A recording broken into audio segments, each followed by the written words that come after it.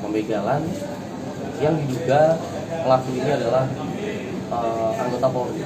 Dua oknum anggota polisi Polresta Banjarmasin ditangkap karena tindak perampasan sepeda motor pada Rabu 10 Agustus 2022 lalu.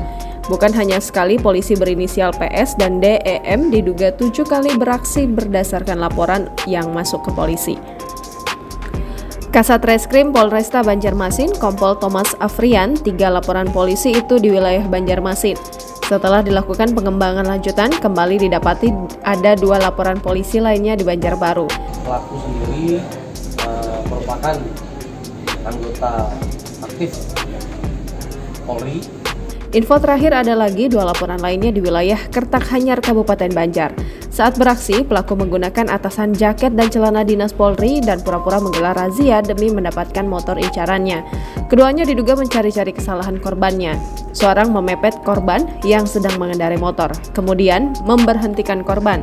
DEM ini perannya menggeledah korban, PS yang nantinya akan membawa motornya. Korban akan diberitahu telah melakukan tindak pidana sebelumnya, satu tersangka berpura-pura memeriksanya. Setelah diyakinkan, motor korban akan dibawa oleh satu di antara tersangka dan korban diminta untuk mengambilnya di kantor polisi keesokan harinya. Pihak kepolisian pun kini masih mendalami motif para tersangka melakukan tindak kejahatan ini. Dari pengakuan sementara, mereka berbuat demikian karena himpitan ekonomi dan gaya hidup. Di sisi lain, DEM dan PS sendiri merupakan oknum polisi yang cukup bermasalah di kesatuannya. Dengan adanya kejadian ini, Kasat Reskrim turut pula menyampaikan pesan Kapolresta terkait tindakan yang akan diambil selanjutnya. Barang siapa ada anggota yang melakukan tindak pidana atau kriminal akan langsung diproses sesuai aturan yang berlaku. Pihaknya pun mengimbau supaya modus-modus kejahatan seperti ini diwaspadai. Ketika menemui yang seperti itu, tidak apa-apa didokumentasikan atau ditanya dari satuan mana. Sesuai dengan laporan awal, sementara ini 2 tersangka dijerat pasal 363 KUHP tentang pencurian.